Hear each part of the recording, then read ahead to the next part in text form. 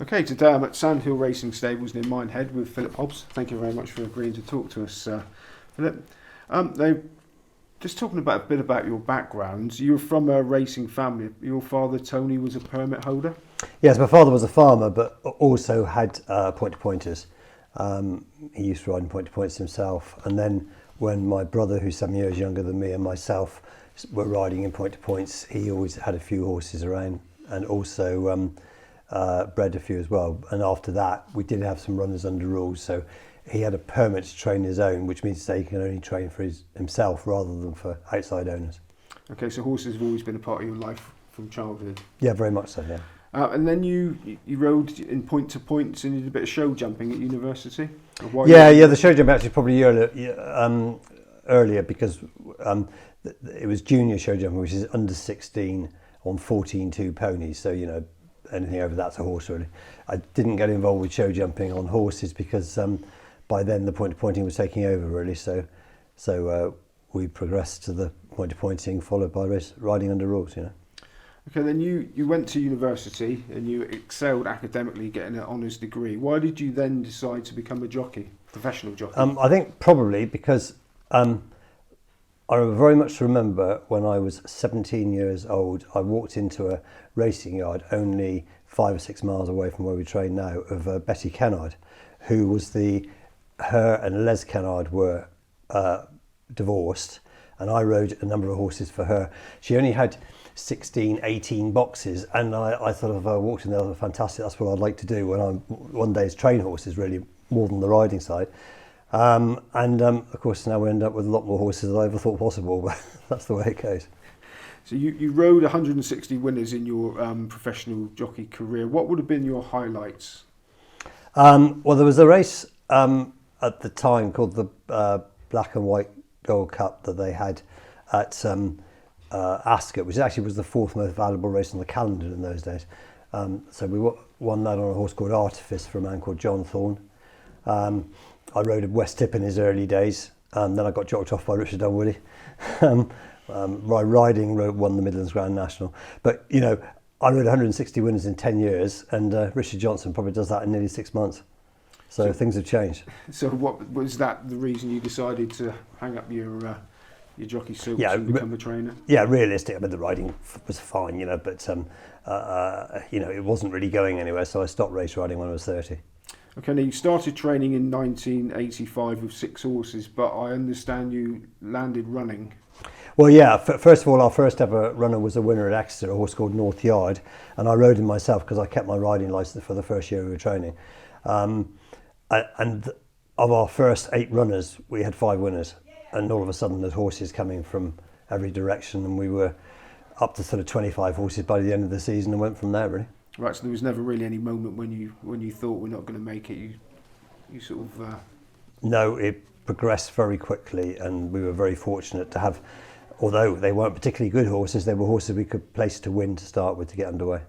And your wife Sarah was you were already married at that point, and she was a successful horsewoman herself from a racing. Was she from a racing background? More an eventy background. Her father Bertie Hill won an Olympic gold medal. And Sarah actually rode for the European team in Rome, so she was very much involved with the eventing side. Okay, now when was there an actual moment when you thought we've made it as a racing stable in that time? Well, I suppose, you know, thankfully we were lucky to get a good start and things progressed pretty quickly. But, you know, I suppose in 2003 when Rooster Booster won the Champion Hurdle, that we'd had plenty of good winners before, but that was our best at the time. I suppose we'd had Cheltenham Festival winners before then, but at the same time to be winning one of the bigger races at Cheltenham was very important. Because looking down through your big winners, I mean, there's all-time favourites for National Hunt fans: Rooster Booster, Flagship Uberales, Menora. I mean, what would have been the absolute highlight so far? Well, I suppose I'll go back to Rooster Booster again, really. I mean, when he won the Champion Hurdle, that was, you know, phenomenal, really. Flagship Uberales was a very, very good horse and won the 2-mile champion chase. But, yeah, that would still be our best winner, really. When you're training a horse, and you've had some really good ones, so you know what one is like to train, is there a moment when you realise we've got one here? Would that be at the stable? Would it be after a race? When would they sort of you start to get excited about one? I think that the horses that have been running on the flat with that race pedigrees are always going to work better at home, particularly bearing in mind that we're doing our work over 5 furlongs. However, the National Hunt bred horses work very well as well. They're usually the better ones. Not always, it doesn't always work that well. We have what they call the morning glories that are good at home and not so good at the racecourse. But you do get quite a lot of horses as well that, you were working them mainly over 5 furlongs, interval training over 5 furlongs, so 3 times up that same distance. And, when you're going 5 furlongs, that's very different from when you're going 2 miles. So actually, the way that we train them, and most National Hunt trainers do nowadays over shorter distances, is a very good way to get them fit without stressing them. But it isn't a very good way to find out how good they are. So we find out how good they are when they run, really. Okay, now we've been up on the gallops and they're very spectacular up there just from the scenery point of view, but very stiff as well. What are the facilities you've got here? The main gallop is a 5 furlong wood chip, and we put that in 1988, so that's been there for a long time. We've had to change the wood chip regularly. Then in 2003 we put in a 3 furlong poly trap mainly for schooling on, but we do a lot of cantering work on that. We have a 1.5 mile grass gallop as well, swimming pool, schooling facilities for the horses both on the all-weather and on grass. So that's the main thing, really. And what would your maximum number of horses you could handle here? We have room for 111, so that's our maximum. And so that must take a lot of staff. How many people work for you? 37. That's what we need to make the operation work. And actually, they're looking after, the main staff looking after 4 horses each. But then on top of that, we have our senior staff, which amounts to about 10 people. So Johnson White, our main assistant, Darren O'Dwyer, second assistant. And then we have 2 head girls that look after the issues with the horses in the yard. Backups to them in the yard, 3 people travelling horses, 1 secretary. Jo, our secretary, is amazing because she manages to do everything by herself, and other yards, our places, our sort of size, would have more than 1 secretary. So that sums it up, really. And I understand that champion jockey Richard Johnson still comes down to ride out. Well, he's been our first jockey for the last 20 years, and he lives near Hereford. But he comes down here regularly between October, when we start a lot of schooling, up to about Christmas. Through January and February, when we have dark mornings, he's not going to have time to get to the races afterwards, so not so much. And then again in the spring, really. I suppose he comes down something like a dozen times a year. Okay, and Tom O'Brien actually started here as a stabler, started his career here. Very much so. So Tom is Aidan O'Brien's nephew, and he rode his first winner from here, and he's ridden nearly 1,000 winners now, so he's done very well. Now, the last time I was here, it doesn't seem like long ago really, but it was about a decade ago, you told me that your assistant trainer, Johnson White, hates going racing. Is that still the case? Well, it's sort of semi-right. It's just that realistically, to run everything here, you need somebody here every day rather than somebody who's going racing. So he's in charge of all the staff and organises all that sort of thing. Yeah, he's quite happy with that rather than going racing a lot as well, I think, anyway. But you'd be surprised if I'm leaving here 10:30 in the morning, say, to go racing, the number of issues and things that have happened between then and when I talk to Johnson White again the next morning. So, we need all that information to make sure that we get everything right. And do you enjoy race days yourself? I tend nowadays to go to the bigger meetings and the local meetings. Going a long way for a runner somewhere, say Plumpton or somewhere, is a waste of time, really, and there's always plenty to do here. Okay, now you've been a very successful yard. Is there anything that you do here that you consider might be unique compared to other yards that sort of contributed to your success? I don't think so. I mean, I think one of the main things is that your facilities must be good enough to keep horses sound. We all have injuries with horses, but it shouldn't happen at home. So therefore, hopefully we've removed dangers to horses that is going to cause problems. Besides that, it's a matter of having the right horses that are fit and running in the right races. Now, would betting be a big factor in either your campaigning or personally or as a yard? Not at all, really. I think when we started training, I did used to bet a bit, and I could make it work. But nowadays, I think our horses are usually a shorter price than their chance, and so therefore, on average, you're going to struggle. Very difficult to keep in front of the bookmaker, really. And I hate losing more than I like winning. Okay. Now you might or may not be surprised to learn. My friend's a bit of a form book beaver, and he tells me that you are 32 from 152 runners in non-handicaps at Newbury. So anyone that had a pound on all of them would be 158 quid up. Is that something that you were conscious of? Is Newbury a favourite track? No, I didn't realise that, but I suppose logically, non-handicaps means novices and mainly novice hurdles. So I wouldn't be taking a horse to Newbury to run in a novice hurdle unless he was quite good, because realistically, you're better off keeping your horse at a lower level. So that's probably the reason. Okay, and also your chase runners have taken a dive from 243 in 2015, 165 last year, and 105 so far this year. Are you rebuilding with younger horses? Probably to an extent, although we've always got more young horses than older horses, due to the fact that as they get older, they're realistically, they might not be good enough and they might be moved on to pointing, or they might be too high in the handicap, in which case, they can go hunter chasing or do something else.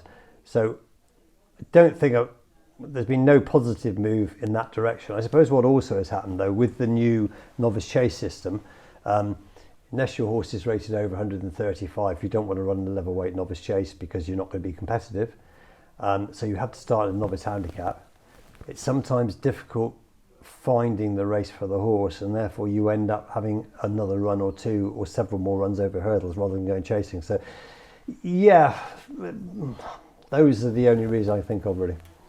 Okay, so how long would you spend personally looking at form and mapping out potential targets for your horses? A lot of time. I mean, it's massively important that particularly your novices run in the right races. You don't want to be realistic. You don't want to be winning your novice hurdle and beating a very decent horse, because otherwise you start with a high handicap mark anyway. So you're always better off starting lower and giving the horse confidence as well at the same time. So I think that's probably one of the main things, is to get horses' confidence at the lowest level first and then build up. So would you sit down and look maybe 3 or 4 runs ahead and target a particular race and campaign with that in mind, or do you have to see how each race goes? With the better horses, definitely. I mean, realistically, the horses that might be Cheltenham bound, you think of Cheltenham and work backwards. But for the majority of horses, you'd be looking at what's suitable for the next month, and then nearer the time decide which race you run in, depending on when I say nearer the time, I mean the day before, because that's when we've got all the information together. So the day before, what the ground's going to be, how the horse is, make sure he's okay, obviously, and also just as importantly what the opposition is, and we ring around other trainers to find out what's running, and they'll be ringing us. So then you can try and find the race where you've got best chance. I mean, realistically, if you pick up the paper the next morning and you're favourite, you're in the right race. But I always think if you're 8 or 10 to 1 or longer, well, realistically, you don't have much chance, really. Right, now you've obviously very established here. You've got some long-term loyal owners. Do you also encourage syndicates and sort of group ownership as well? Oh, very much so. I mean, we do everything, really. We've got one owner that's got sort of a dozen, another one's got 8 or 9. We've got several got 2 or 3. A lot of people own one horse, and then you have a lot of people that have a leg and a horse a quarter. We do partnerships with 6. We just set up a new partnership, the Sandhill Racing Partnership, where we have 10 people in 2 horses. So everything, yeah, anything that will attract people to have horses training. Okay, now what would be, I mean, you're a big established yard, but what would be your biggest problem faced by a racehorse trainer? The biggest one is definitely staff. I mean, it's not so much a problem for us as the industry. We, being in the West Country, I think is a help, and the fact that we have winners, regularly is a help to attract staff. But overall, it is a big problem. I think statistics will show you that we need around 10,000 people working in racing yards in England. We have, I think, just under 9,000 at the moment. But the situation, if anything, is getting worse. Brexit doesn't help because it hasn't been made obvious to the foreigners that they're welcome into this country if they're working for a living. Also, the pound being so weak hasn't helped because they're not earning as much money as they were. Anyway, it is a big problem for racing overall, and I think the biggest problem, because without decent staff, then horses can't be trained properly. So I'm assuming that if there was anything you could change about racing at the moment, is that what you would change? Is there anything else that would help you? There's all the minor things, like of course we want more prize money. At the end of the day, more prize money helps everybody, but owners don't expect to be making money out of it, or if they do, they don't get disillusioned. So, that's not the number one. Yeah, sometimes racecourses could do a better job looking after their owners, maybe. But this is all minor stuff. I think the major problem we have in racing at the moment is a staffing crisis. Okay, so finally, obviously you've done very well here, lots of successes. Are there any burning, unfulfilled ambitions that you still got your eye on? Well, I suppose having won a champion hurdle, it would be nice to win a Grand National and a Gold Cup. We've had 2 seconds and a third in the Grand National and places in the Gold Cup, so that would obviously be very good. But I don't think that if we don't achieve that I failed anyway. It's not the end of the world. Okay, thank you very much, Philip Hobbs. Thank you. Thank you.